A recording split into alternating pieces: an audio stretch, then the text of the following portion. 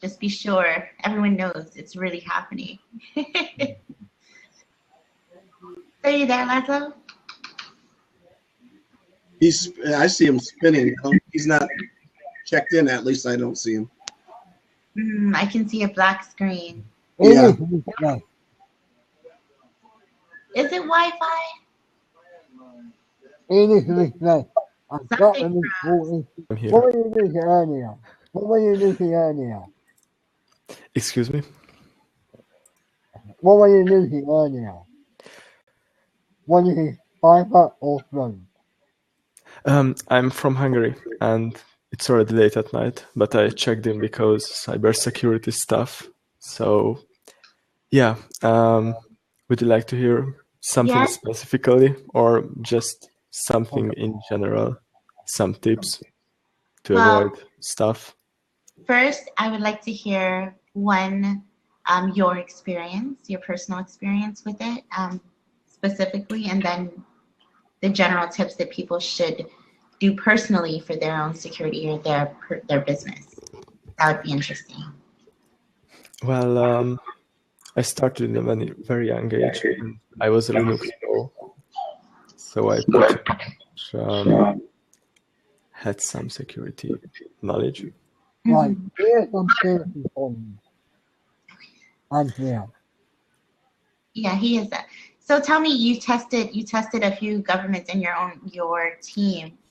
What were the major takeaways in terms of cybersecurity, Laszlo?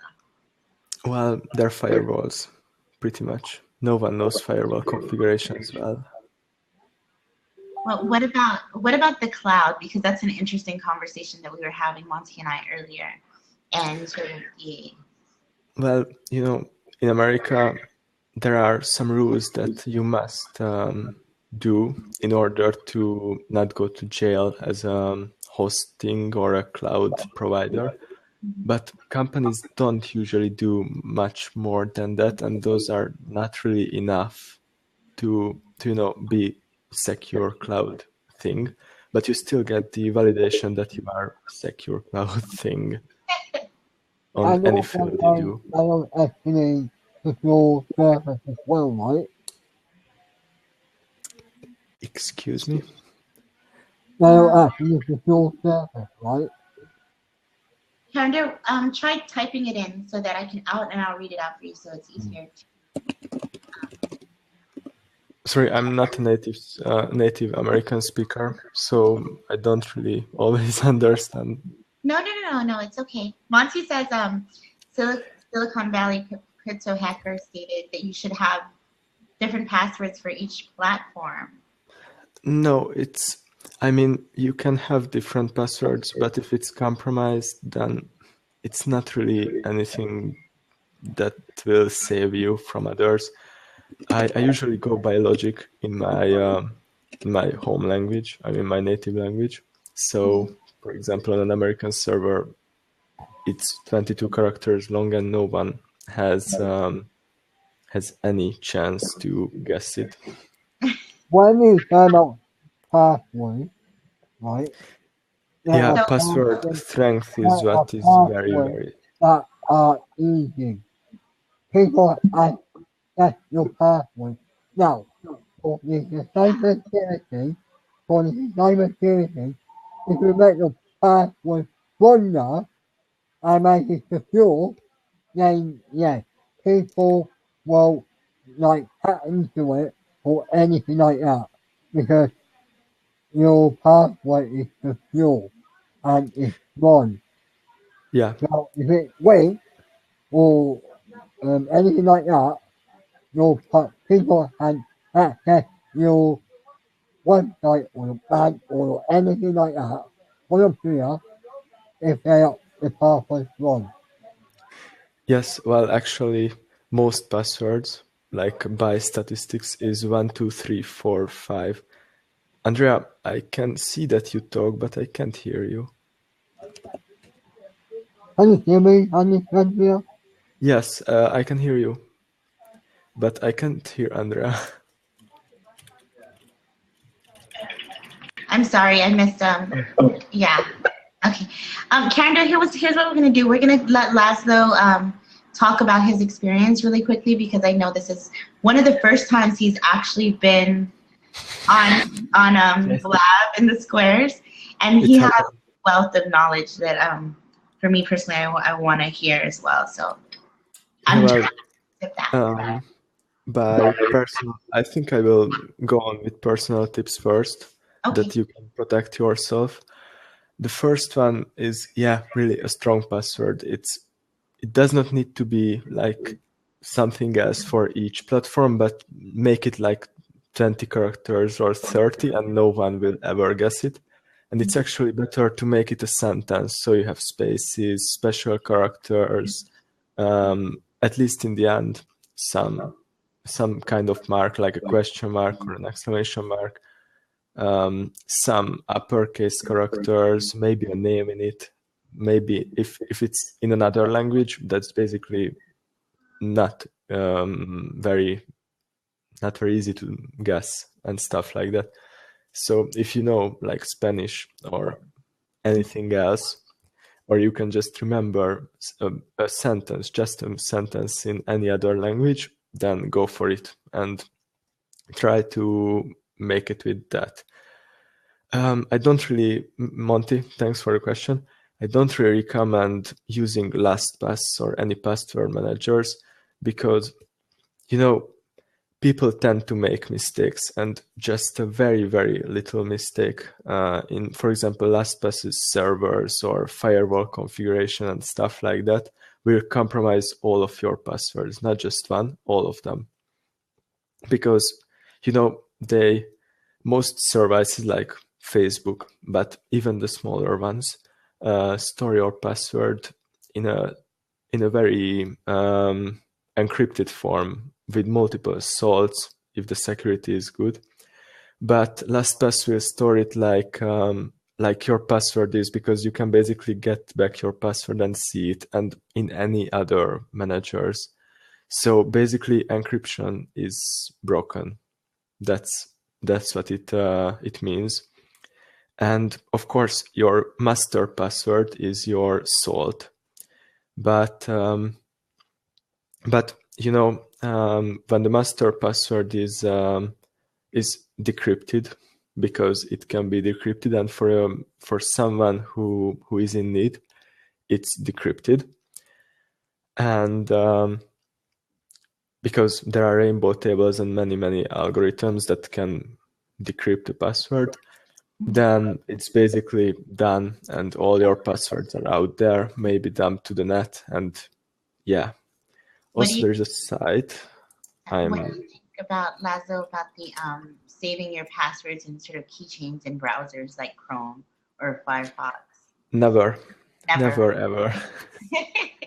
Okay. Even a password manager is better than that. So the site I linked is a very interesting one. Troy Hunt made it, one of my like icons who I look up to. And it's basically a site where you can just input your mail, your username or anything, and test if you have been hacked on very famous DAMs or even not so famous DAMs before. So I really recommend like looking it up monthly or half yearly, because it stores some valuable information and it can help you not get, you know, it can't help you not get hacked, but not to be used against you, your accounts. So cloud in general is not that secure. I mean, if I would need to choose, I would choose Swiss Cloud, because it has special rules about what is secure, what is not, and they have they basically send to jail those who don't go on with these rules. So there are very strict rules, and much more strict than, I think it's called FAA or something like that in America. I'm not sure. I think And Swiss in general, right, have a very sort of different perspective on security and privacy in that respect. So Steve, I'm not sure about what you mean. Steve is saying Apple headquarters insists on changing passwords constantly. I don't want to save passwords online in one site. Yeah, it doesn't. No, if something is centralized, data can get hacked. That's how it works in cybersecurity. And I have never seen a 100% secure thing yet. So maybe you did or someone did here, but I wasn't that lucky to see. And actually, we have 100% chance of hacking everything they throw at us with my team right now, even with governments. So I can really feel that people, it's like chess. When you are a hacker, you think like what that person did wrong and what he might looked over or just forgot to check or something like that. And then it's done. Basically, we could get in. And we didn't even try physical hacks like getting there near the government, getting in with a Wi-Fi remote thing, just connecting it to an Ethernet cable, because that's a kind of hacking too. And it's actually very, very popular. So for the question, let me read it. The question is, would you say that security is safe or not safe? What? I think I'm not sure about this. I think what Kander is saying is security an illusion? Yes, it's an illusion. It is absolutely. And that's the basic question in every society or every civilization has always been that line between security and freedom. So in cases where systems are free and open, it's less secure and it will always be. Let's see. Steven says USA lies on adopting advanced credit card safety and decent cell phone performance. Why? Well, for example, in social hacking, excuse me? Right. Basically, you should never, ever, ever if you're safeguarding anyone. Even if they are companies, yes, they are safe. Only with you, but not bank online. Banks online are not safe. So whether you want to safeguard, but you have to be careful with your banking. Whether it's secure, whether it's safe, whether it's anything like security. We have someone who is asking, you don't remember the algorithm sort of, there's a theory for everything being secure? Yes. I was writing that for that. Basically, there is nothing. Security is like a combination of professionals working there, but you can say I'm the best in something. Even if you are very, very good in the field you are maybe you think you are the best, but you are not the best because it has many components and like that. Programming, for example, who makes security have many components. And if you are just a bit weaker in one of them, then a security guy can use that part. I can't really hear you. I can see that you are talking. Okay. Kander's gonna type. Okay, Kander, just 1 second. I'm gonna have you sit in the side and let Lazo finish, but everything you want to type, just type it there and then you can come back on, okay? Monty, actually, bankings are not at all secure. I mean, banking sites get hacked frequently, but they are reported by white hackers mostly, so they can patch it up. But I read a Mitnick book. I don't know if you know about Kevin Mitnick or not. Anyone? I will link the book. It's very, very good. And Mitnick is like the first real cyber hacker person in America. So you should definitely read at least one of his books. This is the Let me Google it up. Monty should really be on right now talking to you. Right? Yes. I know there's some issues with hearing calendar, so I have read this book, and it's a life-changing experience. Even if you are not a technical guy, you will know that how these things work. Not like in depth, but you will be knowing how a hacker really thinks. Audio connection? What? Sorry, I missed the part. And where is the question? I think Stephen was saying that you're coming in very clear for him. So just the audio connection. So everything is cool or everything is bad? Yeah, no, everything is good. Everything is good. That's cool. Yeah. Yes and yes. You mean everything is cool and everything is bad? What? Steve, you make me feel weird. No, he's saying it. All systems go. Everything is good. Okay, cool. Let's talk about. Do you have? We were talking earlier today about the aspect of what the cloud actually is, and if it's, I would say, if it's something that, based on how many devices we're using and how it can be managed securely in the sort of illusory sense, how it can be managed actually. Is it something that we should be investing in, or should we just completely turn the cloud off and go with personal storage as opposed to online? Well, cloud is like, there are many definitions. There are just too many definitions for cloud, and I just believe that cloud is a fancy way of saying online, because online wasn't enough anymore. So, well, online storage. Yeah. And no, you shouldn't turn it off, because that's what drives the future, and that's what drives, most importantly, artificial intelligence. That I think will be the most important part of programming and life in the near future, 20 years or so. So wait, we should turn it off, or we should not? Shouldn't.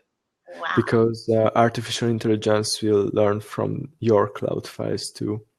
Of course, anonymly, like Google won't just give out it with your name, but it will scan your documents, it will go over it, and it will learn how the document sentences are assembled and how stuff like that works. Also, there are many sciences that you can help with uploading documents to Google Drive. So it's that easy. And Google already gave it away some storage space for those who upload some gigabytes in a day, which is pretty cool. I think like last year or so. And yeah, they are really into doing this and into basically get it more and more powerful, more and more secure, of course. But quantum computing will be another thing that's strange, because it will basically hack all the passwords out there that are right now encrypted with a very, very strong encryption in by definition right now, but it won't be at all secure later. Here's a great question from Stephen was, do you conduct labs? I keep passwords in hard copy through binders, so my wife will have all my passwords instantly in case of my sudden demise. Said, is that okay? Here's the thing. I think maybe we have to consider the idea that there's going to, or we're going to need a new form of validation in terms of passwords. Well, long ago, when I didn't have a way of like sentence passwords to make a sentence password in my language that's cool and that no one can guess, I was storing passwords in a very, very encrypted form. If you know Backbox Linux, I use it like all the time. It's a kind of Linux. I write it down. Just a second. Oh. This is what I use for hacking and everything, basically. Even for programming or stuff like that, you can basically install it on any pen drive or anything and boot it up from anywhere. So when I was traveling a lot, I see. Backbox. No, I think it's backbox.org. Backbox. I'm not sure about that. Backbox.org. That's correct. My internet is gone, but Blab isn't. What the heck? You said your internet is gone, but Blab isn't? Yes. I mean, I can't open web pages, but I can blab with you. Someone is hacking the universe to make sure that you share the information we need. Literally. So yeah, this is the site. And well, you know, when you try to be secure, when I tried to be secure, and I think it's, if you are not a chased man with FBI in your back, it will be okay. You can just have a password. I mean, you can have a pen drive with a backbox on it, and you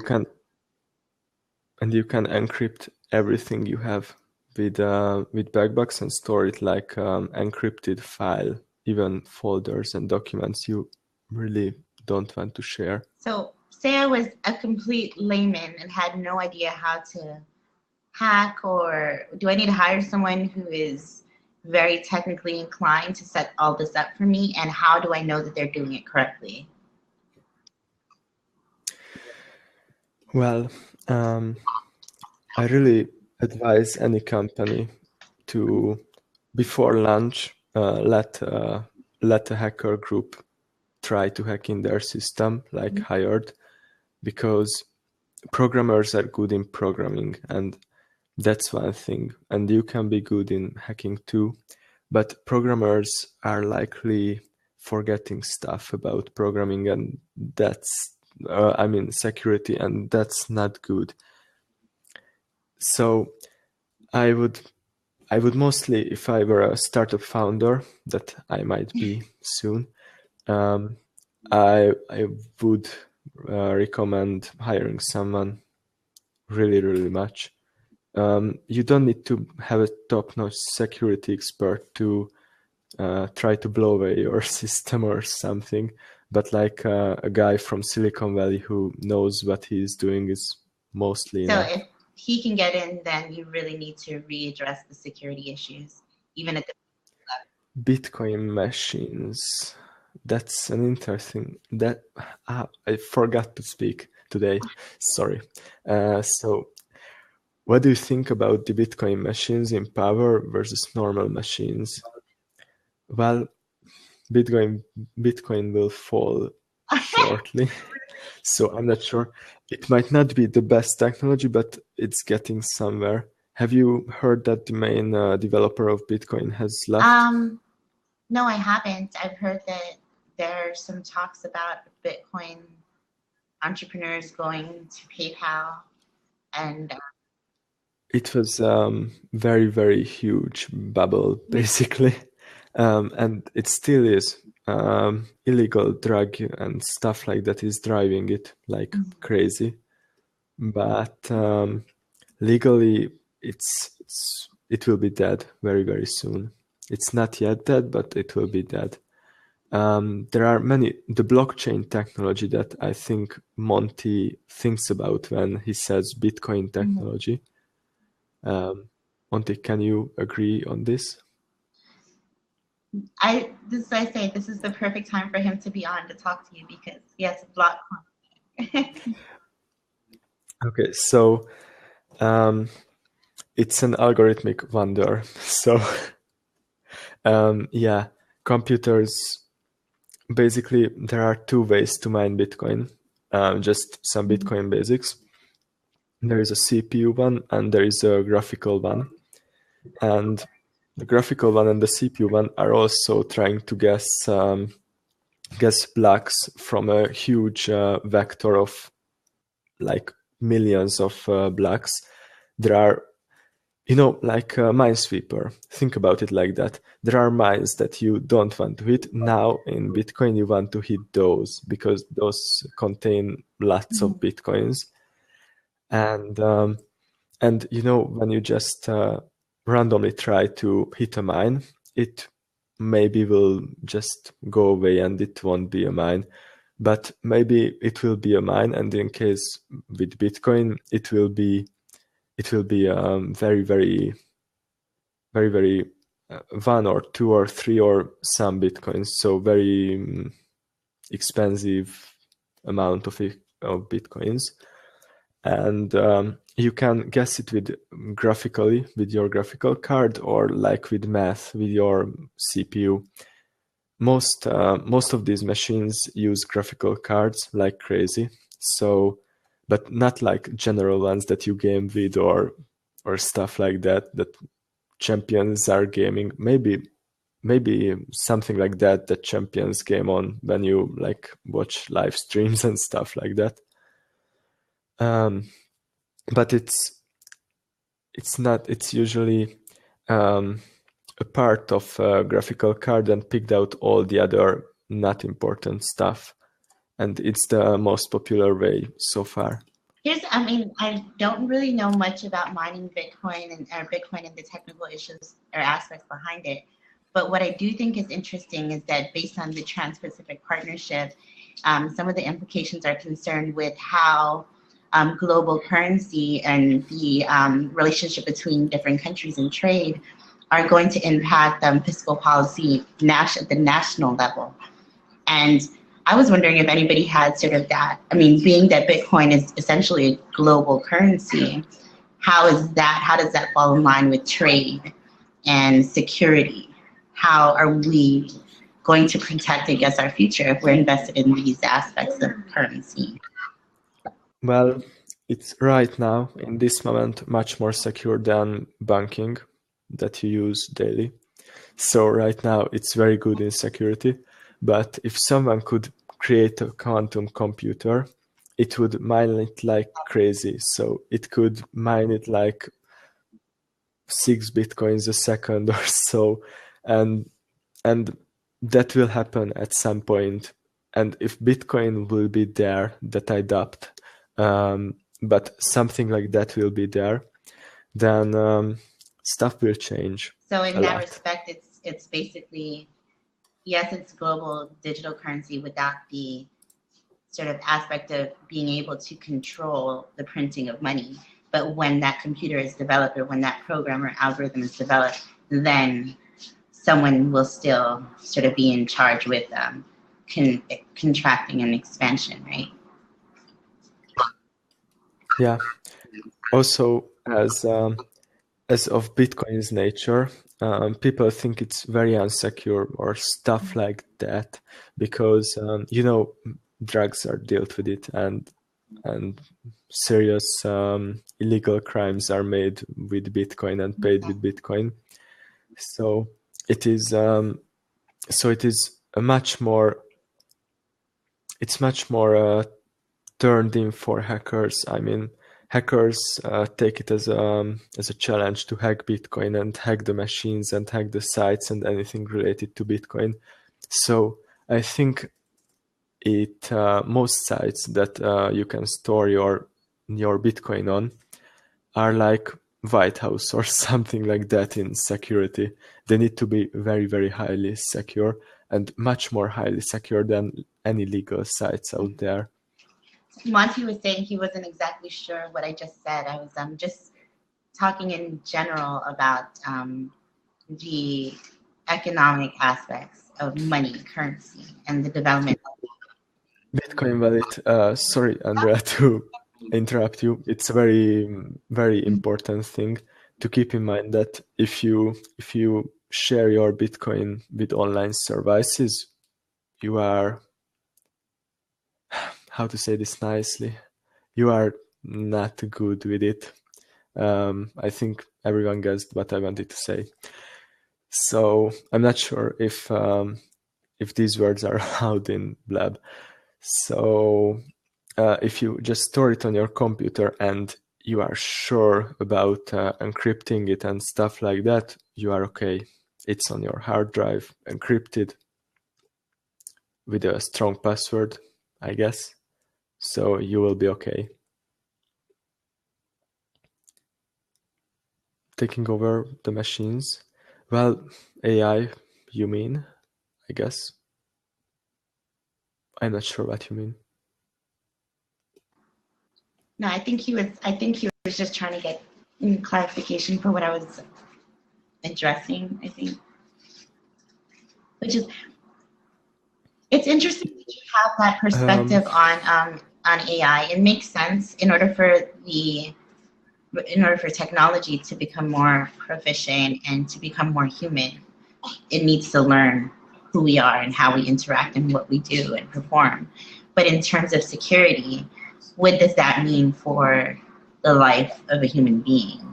Is everything that we do and everything that we sort of, even if not even by our own desire, say, like I was Steven and I saved nothing on my hard drive, I put all my passwords in a binder, at some point, is there going to be a point where we don't have the freedom to choose what we're putting on the internet and we choose not to?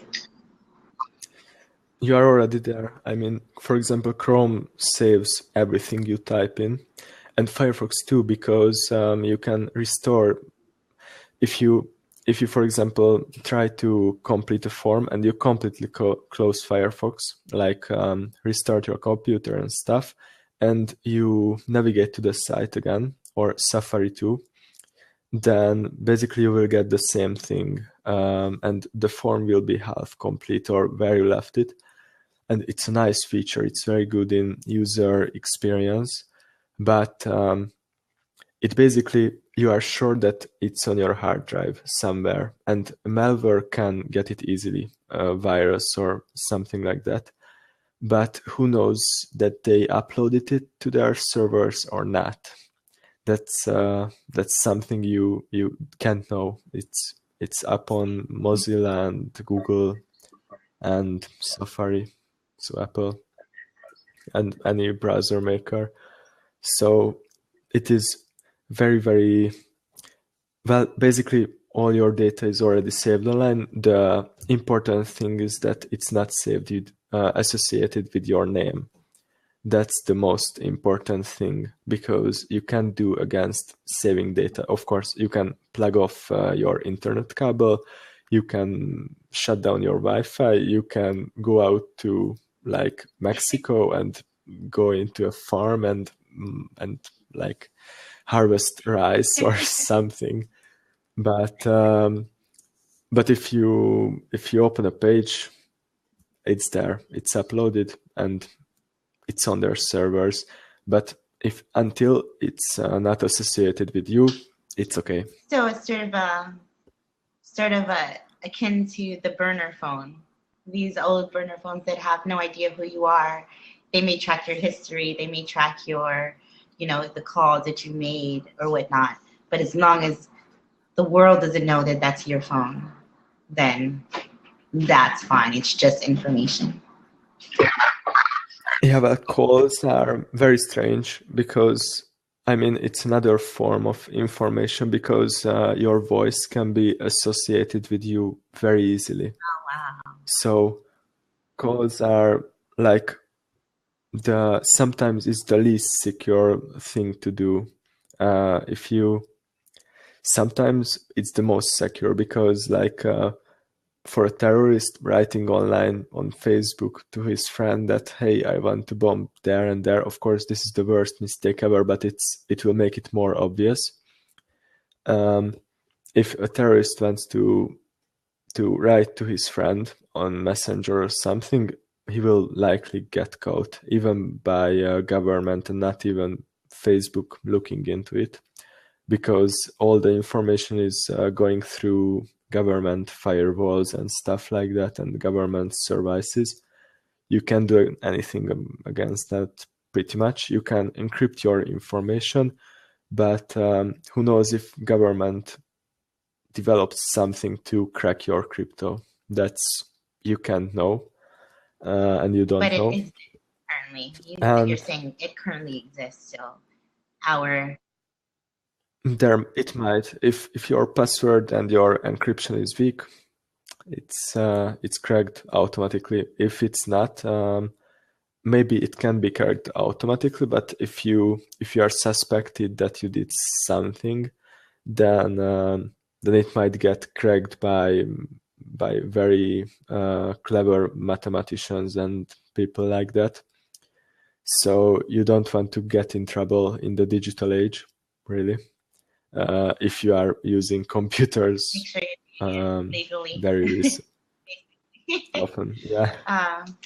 It's very interesting perspective, Laszlo, and I mean, I appreciate everything that you're sharing with us. If there was, You are really welcome. If you have any more questions, just drop me and I will does answer. anyone have currently any more questions for Laszlo regarding cybersecurity? Obviously, he's very adept in this subject, and I appreciate him. And I'm so excited because it's one of the first times, or the first time I've had you on Blab, so I'm very grateful. Yeah, well, this happened at least without a camera and stuff like that, but it happened. So every time I want to speak to Laszlo, all I'm going to have to do is just put cybersecurity or something. Or at least or development. hacker or something like that. No, like programming, because I'm a developer in heart, but I like to do hacking as a hobby mostly. Well, I appreciate you, Laszlo, and it doesn't look like we have any more questions. Hacking is fun. Okay, here's the funny thing. Yeah. Well, no one here hacks. And even Wikipedia refuses to say that it hacks, because if you look at what hacking is, it gives you steps 1 through 5, but stops at 4. Let me tell you a story. So when I tried to hack government A, because legally I can't say names. So I basically went in like a total black hat thing. So with Tor and other stuff set up with many servers that changed my information constantly. It was crazy. But I took it as a challenge with my teammate. So we pretty much just poked around first, then made sure that that no information can be trailed back to us. And when we were sure about this, I mean, as sure as someone can be, then we basically went in full black hat and tried to find something on their servers. And we pretty much found. And at this point, if we didn't report it and we used it, that was black hat, full black hat. And I would be ashamed right now because I really hate black hat stuff. But because I reported it, almost immediately I called that government. It was just pretty hard to explain it to non-technical people what was the problem. So, and at first I could only reach like assistants, and they were like, what are you talking about? I don't understand this. Okay, I will just forward it to a technical person. So at first it was like this. And after like 2 hours of calling and forwarding and stuff like that, I got to talk to the programmer who was also, it was actually a mistake by them, because the same person who developed the system was the one who defended it. And it's something you should never, ever, ever do, because one person makes mistakes. So you should also have a system administrator all the time when you do startups or do anything technical, and you are not sure that you are 100% secure that you can be sure right now. So when I hacked into government, we basically reported it, and then one of the highest person in government roles answered like my second or third call, and he really thanked me. And I was surprised because I thought they will be like, okay, you hacked us, you will go to jail, or at least say that I will go to jail or something. I just I like my inner myself can be black hat.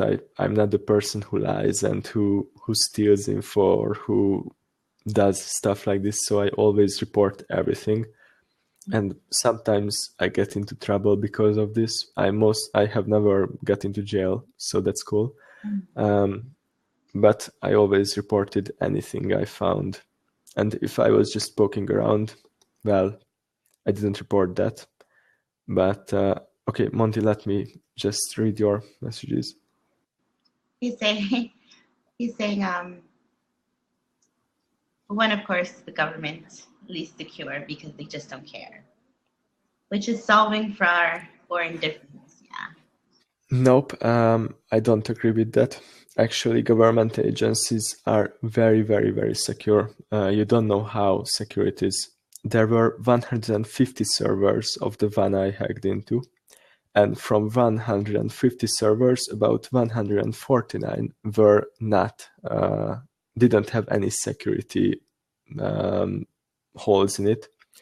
So we could only find one that had one little security hole, and the firewall didn't catch that security hole Are these with American? its rolls. Is this American government or? I can't say names. It's not American, but it's a European government that I can't say anymore because I signed the paper. So from that one server, we could like get the thinking and the build up of the programmer's mind who made it, and we were going by that and tracing back information by that. So it was very, very strange. And I have never seen any system that was that complicated. And I was very glad that my very good friend joined me in this journey. And yeah, well, like Monty, if you want someone to...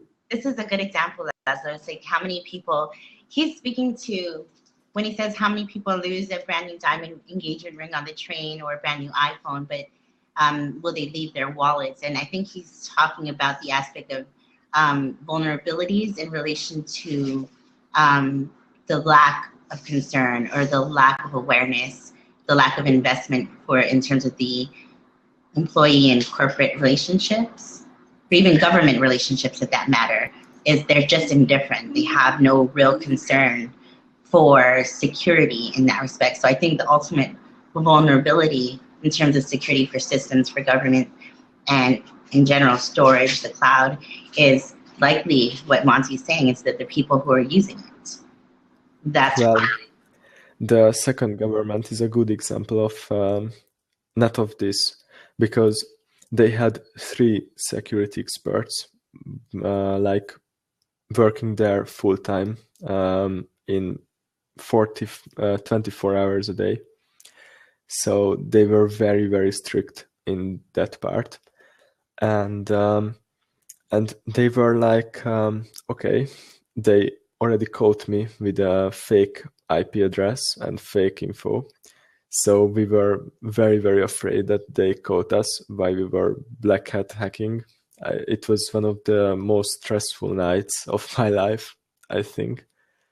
So hacking is not just about having fun and, breaking things, because it has consequences. And even if you know you clogged yourself and you are anonym, you can't be 100% sure. And that's something that was bothering us. So we were very, this was at 3 a.m. and then I jumped into coding again at 6 a.m. So they didn't have time to catch me. And basically I was high on adrenaline and everything. So because I was so stressed that they will catch me.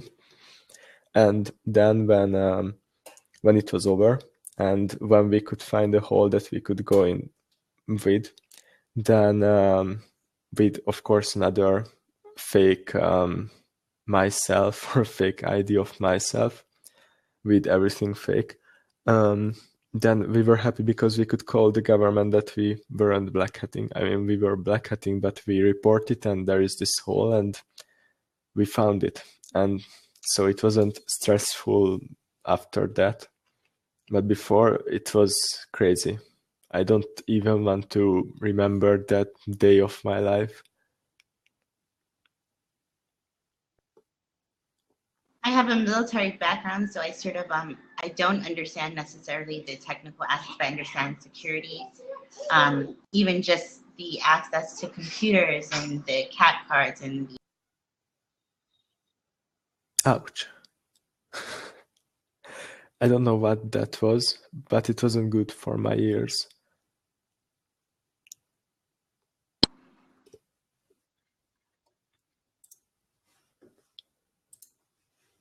So, any more questions? Also, just a bit of self-promo, if it's allowed here. If you want your startup fully secured, not fully secured, but like tested, security tested as we can, then just tell me and I will test it with my team. Yeah, okay. Everyone follow Laszlo. Or do you have a link that they can go to send you contact? No, I mostly just go with personal contacts because hacking is not my main profile. It's just a very, very good hobby that I'm doing. So I'm a programmer all day and like a hacker all night. Love that. And I mean, Laszlo has done some really cool things. He's been on Product Hunt. He's just a really cool guy, generally all around to know and Thank have. you a lot. So thank you, Laszlo. I think we're going to end today's Blab. We really appreciate you. And again, if anyone needs his services, go to Just one more sentence. Monty, just to answer your questions. Yes, I love hackathons, but not like security hackathons, but programming hackathons. It would be interesting. Maybe you can join one of our virtual hackathons. I think that I would love to. Awesome. And where? Perfect. So I know Monty's excited. If he was on here, you'd be like the first. He would do an excited dance. Thank you, Monty. And I'm really sorry your net is not that good. Yeah. Maybe sometime later. In the near future, everything should be ironed out. But in the meantime, we will all be seeing each other on Twitter, private messenger, on Blab, and I appreciate you and everyone here. So, but thank you, Laszlo, for everything. You're welcome. I'm happy to be here. Okay. Bye-bye. Yeah, it's probably the snowstorm. Well, everyone, thank you for joining the Cybersecurity Lab, which by happenstance, we had a wonderful guest who is Laszlo. We appreciate you, and we will be back again tomorrow and the day after that when there's no noise in the background. Okay, take care. Love you all, and bye.